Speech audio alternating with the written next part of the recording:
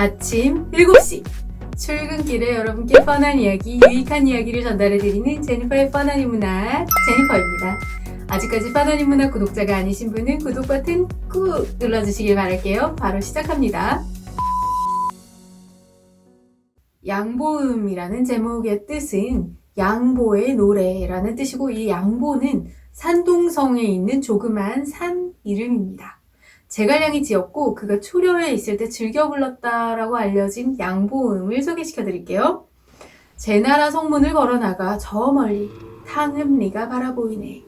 마을 가운데 새 무덤이 있어 어느 집안 무덤인가 라고 물었더니 전씨, 강씨, 고씨의 무덤이라네. 힘으로는 남산을 밀어낼 만하고 항문은 땅의 입지를 끊을 만한데 하루아침 보력에 걸려들어서 2개의 복숭아로 셋이 죽으니 제나라 제상 안자가 그리했네. 이 시는 제나라 제상인 안자가 간계로 새 용사를 처치한 것을 소개하고 있습니다. 에피소드를 소개해드릴게요.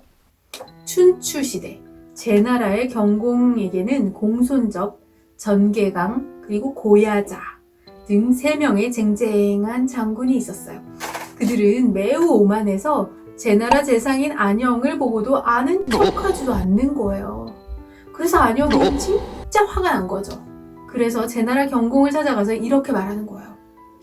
왕의 측근에 있는 공손적, 전개강, 고야자 이들 3명의 장군은 자신들의 공만을 믿고 오만 방자하게 굴고 있습니다. 그들은 나라에 해를 끼칠 화근이오니 일찍이 그들을 제거하는 것이 좋을 것입니다. 제나라 경공이 이렇게 대답해요. 그들의 무예가 너무 출중해서 나로서도 어쩔 도리가 없다네. 그러자 안영이 계책을 내어놓았어요. 안영의 계책에 따라서 경공은 사람을 시켜서 그들 3사람에게 2개의 복숭아를 보내요. 그들 중에 가장 공로가 큰 신하가 상으로 가져라 라고 말했습니다. 세 용사 중에 하나인 공손접이 말했어요. 사냥 때 폐하께 달려드는 호랑이를 내가 맨손으로 잡았다 하고는 복숭아 하나를 딱 가져갔어요. 그러자 전개강이 복숭아를 낚아채면서 말했어요. 나는 군대를 이끌고 적들을 물리쳤으니 복숭아를 먹을 자격이 있어. 고야자는 이미 2사람이 복숭아를 차지해버린 게 너무 화가 난 거예요. 몹시 경노하는 거예요. 요즘 말처럼 경노. 꼭 그렇게 다 가져가야만 숙이 후련했냐? 나는 일찍이 군주를 수행하며 황하를 건넌 적이 있는데 그때 말이 강속에 큰 거북이에게 물려 들어가 버렸어. 나는 곧 물속으로 뛰어들어 거꾸로 100걸음을 헤엄치고 다시 9리를 흘러내려가서 큰 거북을 죽이고 말을 찾아왔어. 당시 사람들은 나를 황하의 신이라고 불렀어. 공로를 따지자면 복숭아는 마땅히 내가 먹어야 하오.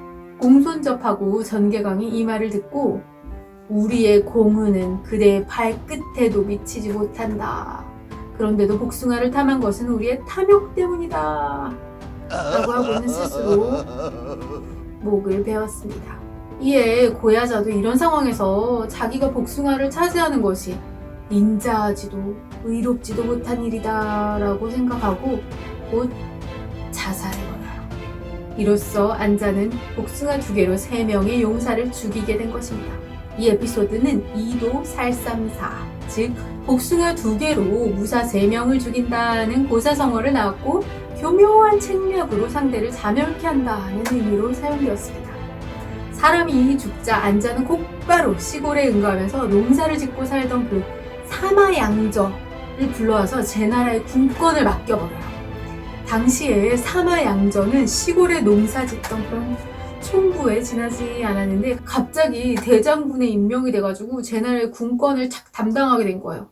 하지만 그는 그 후에 제나라의 군권을 완전히 장악을 해서 제나라를 외적의 침입으로부터 지켜내는 혁혁한 공을 세우게 됩니다. 제갈량이 왜 이 노래를 불렀는지에 대해서는 여러 추측들이 있어요. 첫 번째는 세 용사의 인과 의에 초점을 맞추는 견해입니다. 그들이 인과 의에 의해서 아름다운 죽음을 선택했다는 견해죠. 그리고 제갈량이 그들의 충절을 또 피 사서 이렇게 노래를 지어가지고 불렀다라는 견해입니다. 두 번째는 제갈량이 유비한테 자신을 맞이하기 전에 자신을 따르지 않을 수 있는 관우, 장비에 대해서 모종의 조치를 취하라는 암시를 이 노래를 통해서 주었다고 봅니다. 이 노래에서 안자는 자신을 인정하지 않는 새 용사를 제거해버리죠. 이와 같이 제갈량이 이 노래를 통해서 향후에 유비 진영으로 갈 때 자기를 따르지 않는 자, 그래서 향후 집단의 질서를 흐트리는 자에게 확실한 조치를 취해라 라는 암시를 주었다고 보는 것이죠. 유비가 이 제갈 공명을 영입할 때 나이가 48세, 관우 47세, 장비 45세였고 제갈 공명은 26세였어요. 어리죠. 그러니까 제갈량의 입장에서는 자신의 포부를 펼치기 위해서는 자기보다 20살 정도나 나이가 많았던 관우 및 장비의 협조를 얻는 것이 절대적이라는 생각이었던 것이 아니었을까라는 것이 두 번째 견해예요. 그 다음에 마지막 견해가 뭐냐면 이 마지막 견해는 가장 많은 사람들이 지지하는 견해예요. 뭐냐면 제갈량이 안자의 지혜를 숭상했다라는 견해입니다. 안자는 사실 칼 하나도 쓰지 않고 복숭아 2개로 새 용사를 죽인 거예요. 융중에 있을 때 제갈량은 아마도 유비 측에 서야겠다라고 결심했는지도 모릅니다. 유비는 당시 최악체 중에 하나였죠. 화국의 조조, 동호의 송권, 비교했을 때 땅덩어리 하나 없이 형주의 무표의 식객으로 있는 상황이었죠.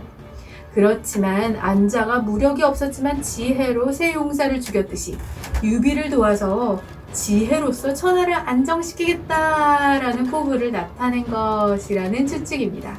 제갈량이 자신의 뜻을 이야기하지 않았기 때문에 우리로서는 정답을 알 수는 없어요. 하지만 양부음과 여기에 관한 고사는 우리에게 어떻게 살 것인가에 대한 고민을 던져준다고 생각합니다. 지금까지 제니퍼의 뻔한 문학 제니퍼였습니다. 아직까지 뻔한 문학 구독자가 아니신 분은 구독 꼭 부탁드릴게요. 좋아요와 알림도 꼭 부탁드려요. 제니퍼가 여러분을 응원합니다. 오늘 하루도 정말 알차고 즐겁고 또 유익한 하루 되시기를 바랄게요. 감사합니다. 여러분 안녕.